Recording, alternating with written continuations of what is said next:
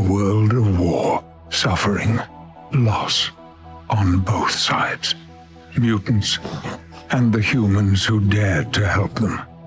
This is X-Men Days of Future Past. It's a story obsessed with the sins of the past. Can we ever truly outsmart our mistakes? A question the filmmakers attempted to answer for years after editing one of the best characters out of the finished film. So the question is, would keeping Rogue in the finished cut of the film have made this story, already considered one of the best X-Men films, even better? They need more time. There is someone else.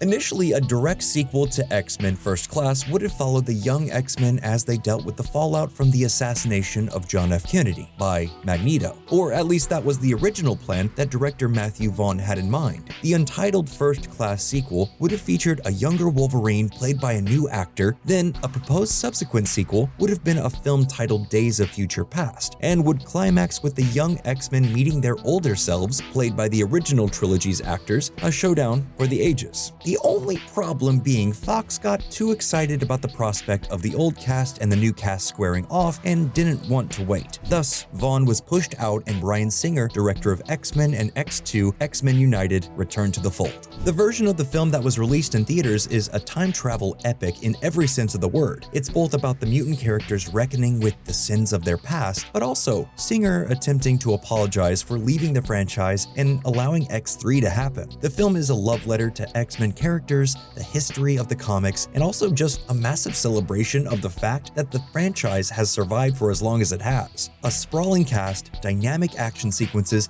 and great character moments all build to one of the best X films the franchise ever produced. The initial Sentinel fight alone could be a great standalone short film, rivaling the perfection of the Nightcrawler White House opening in X2. We see all of the mutants' abilities put on display, the team working together to outsmart their xenophobic robotic overlords, and one of the most visually inventive power displays in Blink's multi-perspective teleportation ability. It's highly cinematic superhero storytelling. That being said, some of the character beats don't work nearly as well in the film. The idea that Charles Xavier is so distraught about the events of First Class that he starts taking drugs never really feels right. And the fact that they immediately walk back him being paralyzed at the climax of the previous film feels like the producers just didn't want to deal with the idea of having one of their leads in a wheelchair. It's a big misstep, almost as big a misstep as not having Rogue in the finished film. The initial X-Men, released in 2000, was basically seen from Rogue's perspective. She and Logan are both outsiders who find their way into Xavier's school of gifted youngsters. Anna Paquin's intimate,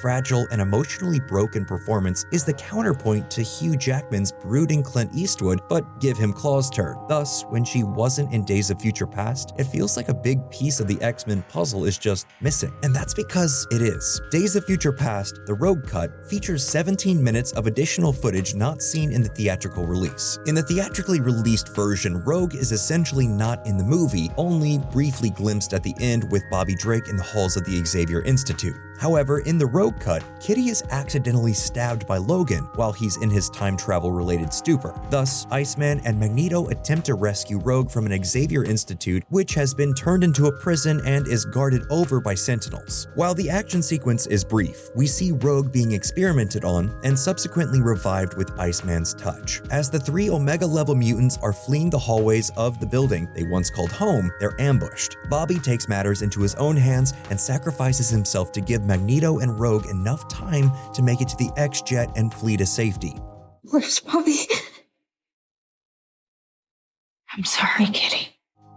Once back at the X-Men's hideout, Rogue siphons off Kitty's powers and continues to help Logan's mind stay tethered to his body in the past. This sequence and many of the changes that the Rogue Cut makes improve on the theatrical cut substantially. This little excursion and expansion of the cast helps all of the future sequences feel more alive, so not only does it bring Rogue back into the fold, helping to weave a more complete picture of the dour future our heroes are fighting against, but it also helps to keep these future sequences more active. It ratchets up the tension. The future sequences have a ticking clock. We know the Sentinels will find them, but when Kitty is wounded and a small section of our cast needs to go on a race against time, it increases the peril that much more. And also, frankly, it just gives these characters more to do than just sit around and wait to die. The fact that the majority of the original cast appears in these future sequences to little more than cameos is borderline disrespectful. That never would have happened if this film would have been written by Marcus and McFeely, the screenwriters behind Civil War and Endgame. They know how to make the most out of minimal narrative real estate, whereas Singer and crew just have Halle Berry stand around and then eventually use lightning to supercharge the X-Jet before being surprise killed by a Sentinel. The Rogue cut features other extended or new scenes aside from Rogue's appearance, alternate angles on the Wolverine waking up in the past sequence, the X-Men of the future debating if they should alter time by sending Wolverine back, and a cameo by Quicksilver's younger sister who may or may not be Scarlet Witch. For most of these scenes, it's understandable why they got cut. They're little asides, character moments, or just ideas that the filmmakers obviously thought they could lose for time. The Rogue subplot, though, it really should have stayed in the finished film. It helps elevate almost every aspect of the movie. Now that the Fox era of the X-Men is officially over, it's safe to say that Days of Future Past is among the best of the outings that Marvel's Merry Mutants got. From the opening fight to the Quicksilver slow motion scene to young Charles and Eric yelling at each other on the plane, the film works on just about every level. That being said, the biggest letdown of the film isn't actually Rogue's cut cameo though. It's how Singer, Kinberg, and the other producers at Fox decided to set the table for future X films. Obviously, the X-Men saved the day. They reset the timeline, avoiding Days of Future Past and giving Wolverine a future to wake up to where Bobby, Rogue, Beast, and even Jean and Scott are back to life and ready for more adventures. However, despite this being an emotionally satisfying ending, it leaves the audience feeling like this film is the final X film.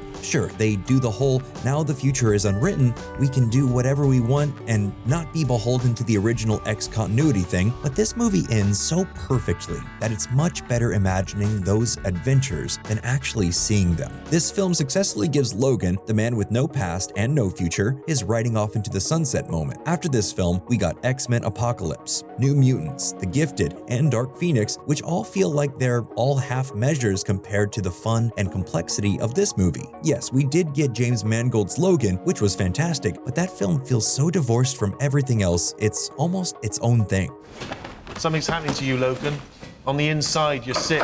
I can smell it. This should have been the last X-Men film ever produced, but that was never gonna happen. So, in some ways, Matthew Vaughn was right to want a story like this to be the final chapter in a trilogy. But the idea was too good, and the money that combining the new and old casts would bring in, too enticing. Tragically, the two biggest missteps of this film are not featuring Rogue more and never having Wolverine wear his John Byrne-style leather jacket. Oh, and, making a great ending to the X-Men universe only to keep going and making things way more complicated than they need to be, which really, when you step back and think about it, is the most X-Men thing you could possibly do.